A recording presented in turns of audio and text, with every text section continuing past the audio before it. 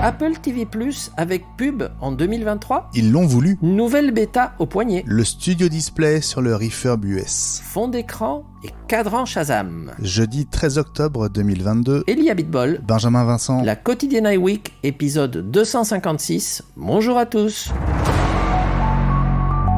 Apple, comme Netflix et Disney+, l'ont déjà fait, prépare l'arrivée de pubs sur ce qui serait une version moins chère d'Apple TV+. Selon Digiday, Cupertino est en discussion avec des agences médias pour caler des annonceurs.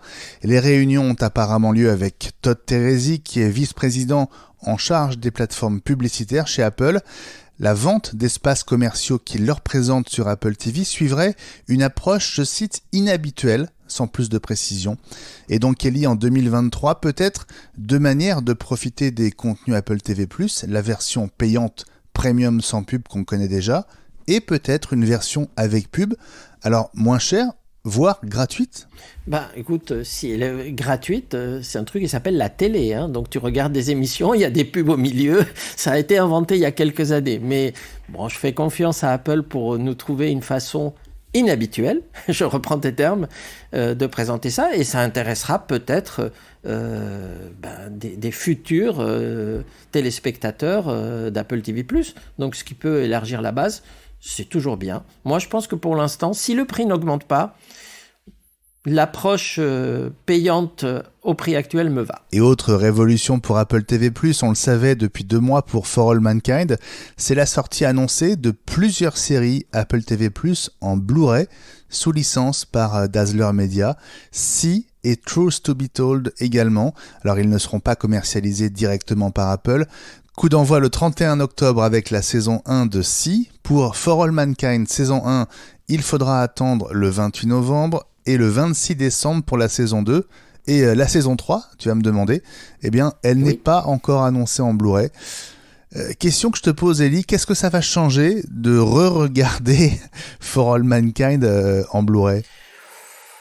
Bon, il y a des gens qui aiment collectionner les Blu-ray, qui ont des lecteurs, et pour eux, c'est une façon de regarder avec la qualité maximum, parce qu'en streaming, ça dépend de ton débit.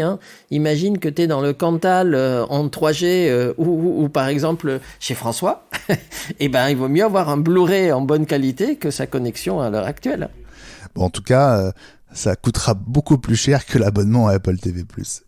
Ah oui. Surtout si c'est du Blu-ray 4K, ça risque de coûter un certain prix. Apple s'apprête à améliorer la couverture santé de tous les employés de ses Apple Store, en tout cas aux US, ainsi que les aides pour l'éducation de leurs enfants. Tous, sauf les salariés de l'Apple Store de Towson Town Center dans le Maryland. Pourquoi ? Parce qu'en juin dernier, c'est le premier Apple Store à avoir voté en faveur de la création d'un syndicat.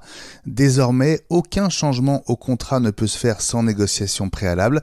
Du coup, pour bénéficier de ces avantages qui sont pourtant automatiques pour tous les autres, ceux de Towson vont devoir négocier.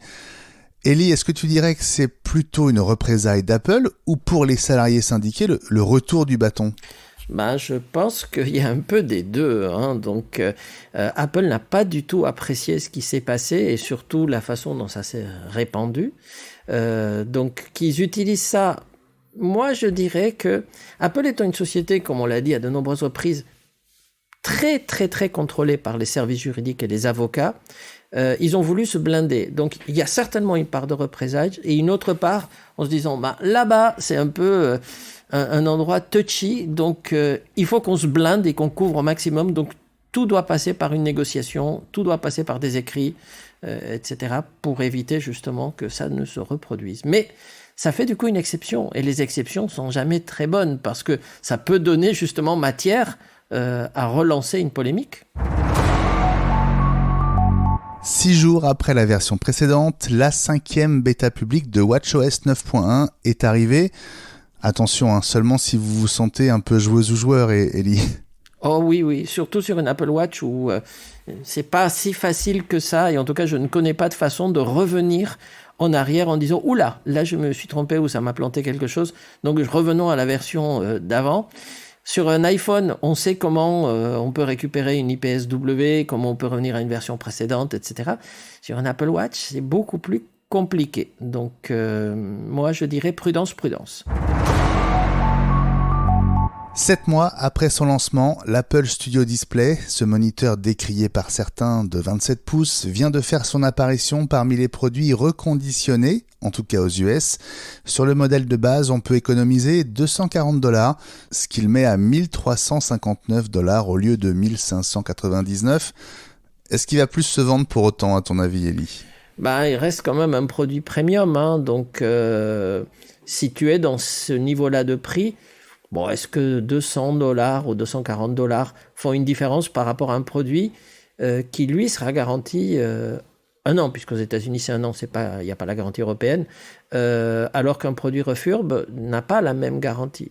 Donc, je ne sais pas s'il avait été à 40% de réduction, je ne dis pas, mais $240, à mon avis, il vaut mieux acheter le produit fini, neuf, si on arrive à en trouver, parce que ça reste quand même des produits qui sont très difficiles à trouver.